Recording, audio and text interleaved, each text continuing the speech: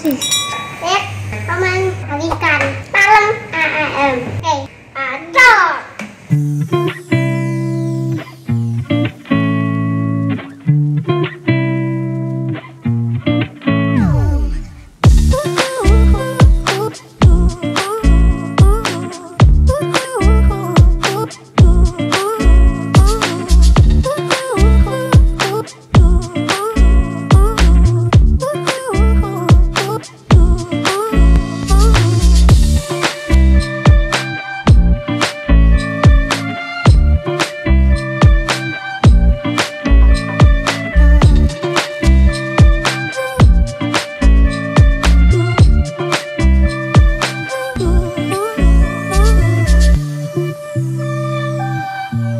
Assalamualaikum warahmatullahi wabarakatuh.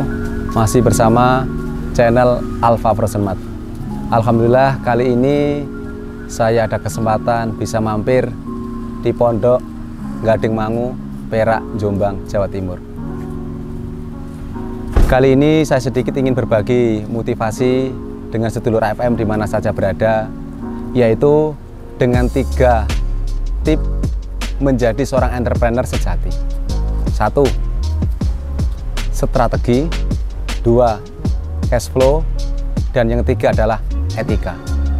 Perlu diketahui untuk sedulur AFM di mana saja berada, kalau kita ingin menjadi seorang entrepreneur yang sejati, menjadi pengusaha yang tahan lama, yang pengusaha yang bisa mengembangkan dengan waktu yang sangat lama. Karena banyak para entrepreneur, para pengusaha dalam mempertahankan, mengembangkan sebuah bisnisnya nggak tahan lama. Karena beberapa tip ini belum dia miliki. Yang pertama adalah strategi. Strategi. Jangan bersaing dengan harga, tapi bersainglah dengan kreasi, inovasi, dan strategi.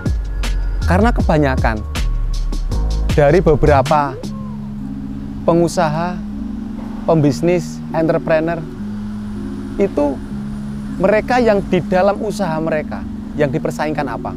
Rata-rata 2. Apa itu? Yaitu harga. Yang kedua, kualitas. Menurut Mas Ahyar itu kurang maksimal. Karena dengan harga semurah apapun kalian berikan kepada customer, itu pasti nanti ada yang murah lagi. Memberikan kualitas atau rasa sebaik apapun, nanti pasti ada yang lebih baik lagi, ya kan?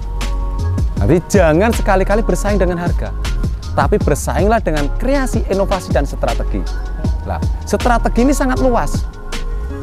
Ya, saya tidak bisa menjelaskan secara detail, tapi poin-poinnya kalau yang lebih jelas lagi nanti bisa calling saya. Contoh, bisa lewat tempat, bisa lewat pelayanan, ya, tempatnya strategis, barang komplit, ya, lewat poster, lewat media. Jadi strategi marketing. Jadi selalu punya inovasi-inovasi, tiada henti tanpa inovasi. Ya, karena strategi itulah yang bisa memberikan kelanggengan, ya, pengembangan di dalam usaha itu. Itu sangat luar biasa. Jadi strategi itu dari segala hal bisa. Yang penting banyak-banyak inovasi aja. Dan yang kedua adalah cash flow, memutarkan uang. Gimana caranya modal yang saya kelola bisa bertambah besar, gitu. Ini tanpa menghentikan, merusak dari usaha saya. Yaitu apa? Jangan sampai besar pasak daripada tiang. Jangan sampai besar keinginan tanpa didasari dengan kemampuan. Lah ini perlu. Siapa sih yang nggak ingin cepat? Siapa sih nggak ingin sukses? Siapa sih nggak ingin beli ini, ya kan? Semuanya ingin. Tapi dilihat kemampuan kita. Kalau kita tidak bisa, mengendalikan diri kita, kemampuan kita, mampu apa tidak, tanpa sadar kita lengah. Sehingga apa? Kondisi usaha kita akan terpuruk. Sebagai yang saya gambarkan, seperti di saat kita sekolah. Sebenarnya ilmu cash flow itu mulai dari kecil itu kita sudah diajari oleh orang tua kita. Hanya saja kadang-kadang kita tidak menyadarinya. Contoh, di saat kita sekolah SMP, di usia SMP, orang tua kita memberikan uang saku 10.000. Nah, bagaimana uang 10.000 itu bisa cukup dalam sehari atau dalam waktu sekolah itu? Contoh, wah di saat istirahat pertama aku mau beli jajan 4.000, istirahat kedua 4.000, nanti waktu pulang beli es 2.000, berarti mencukup-cukupkan, ya kan? Syukur-syukur bisa sampai menyisihkan, menabung, itu luar biasa, ya kan? Ini cash flow yang harus dimiliki, ya. Itu pun bisa digunakan di dalam rumah tangga, kebutuhan apapun, itu bisa. Karena gini, perlu kita sadari para sedulur AFM di mana saja berada.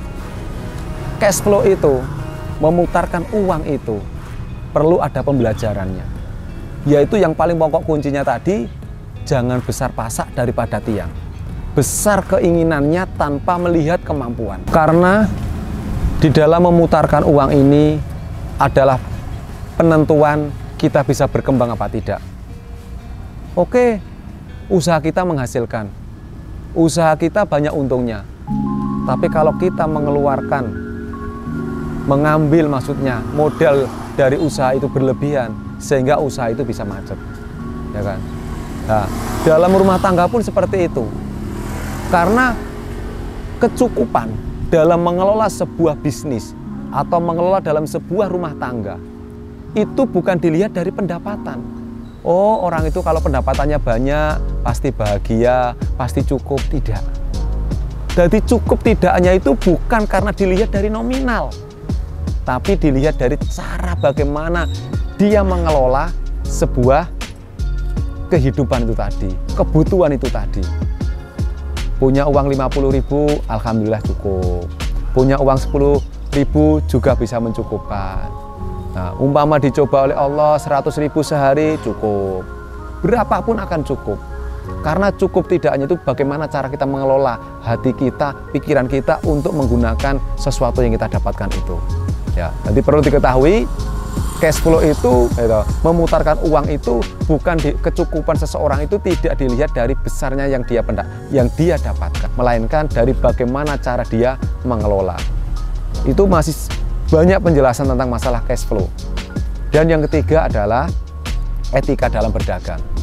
Nah, ini ada etikanya loh dalam berdagang, nggak asal-asalan, asalkan kita beli 10.000, kita jual 12.000, enggak. Ada tata caranya, ada etikanya, gitu. Karena etika dalam berdagang perlu kita praktekkan, perlu kita kembangkan, perlu kita jaga. Contoh, tetangga kita depan sudah jualan sesuatu, terus kita berjualan yang sama, tapi kondisinya itu bukan sebuah pasar, cuma lingkungan biasa toh. Itu sebenarnya kurang baik menurut saya. Beda lagi kalau tempatnya itu memang sebuah pasar. Harus tahu empan adepan kita di mana, kita sama siapa, lingkungannya kayak apa. Kita harus belajar untuk membaca. Kalau tidak, akan menimbulkan suatu ketidakbarokahan dalam menjemput rezeki tadi.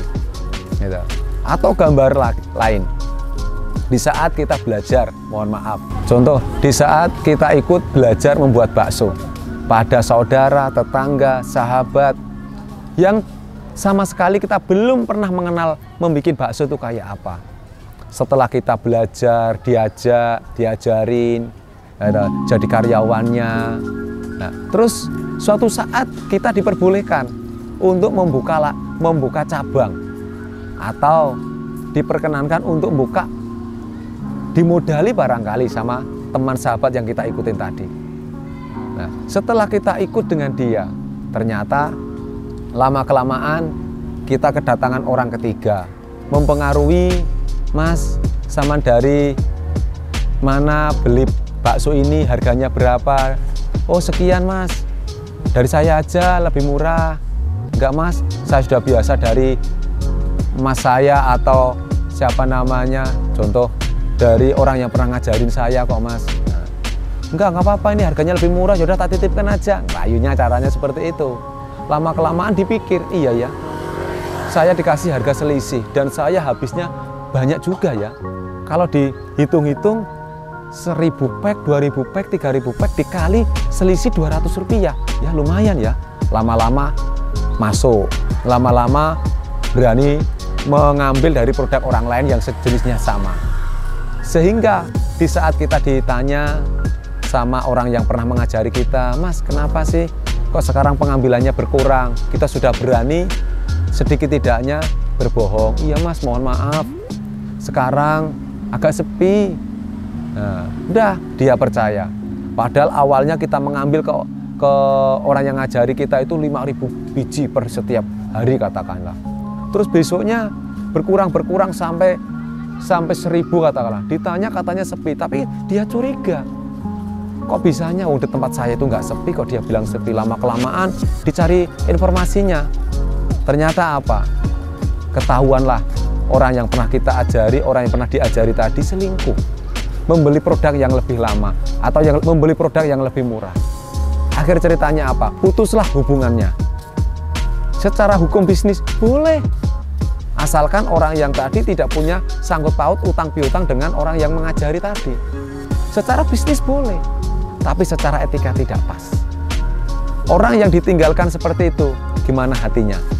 Oh ya, dulu dia pernah tak ajari, dia mengenal produk bakso itu dari saya, tapi kenyataannya sekarang dia meninggalkan saya.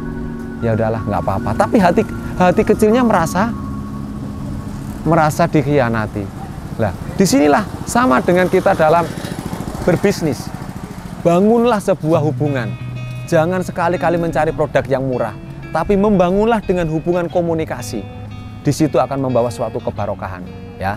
Jadi ingat, etika itu sangat perlu. Walaupun ilmu bisnis itu tidak ada etika, tapi untuk kita sebagai orang Jawa, kita sebagai orang Ketimuran, etika itu harus nomor 1. Karena itu akan membawa suatu keberkahan di dalam menjemput sebuah rezeki. Oke, itulah yang bisa saya sampaikan. Tip untuk menjadi seorang entrepreneur yang sejati. Saya ulangi lagi, pertama harus bisa strategi, ya kan, mengembangkan inovasi. Yang kedua adalah bisa memutarkan uang, cash flow. Dan yang ketiga adalah harus bisa tahu mengerti tentang tata krama, yaitu etika. Oke, itu aja yang bisa saya sampaikan kepada semua subscriber AFM di mana saja berada. Apapun usaha kalian, apapun kegiatan kalian, saya doakan mudah-mudahan selalu menjadi rezeki yang banyak, yang halal dan barokah. Apabila ada kurang lebihnya, saya mohon maaf yang sebesar-besarnya, karena orang yang memberi nasihat memang bukan orang yang sempurna. Namun barangkali dia bisa menunjukkan satu bagian dari dirimu yang hilang. Dan sekali lagi, sebuah motivasi, sebuah nasihat itu tidak bisa merubah seseorang kalau tanpa seseorang itu bisa menyikapi dengan bijaksana. Oke, terima kasih. Dari saya cukup sekian. Akhir kalam, assalamualaikum warahmatullahi wabarakatuh. Salam dari AFM.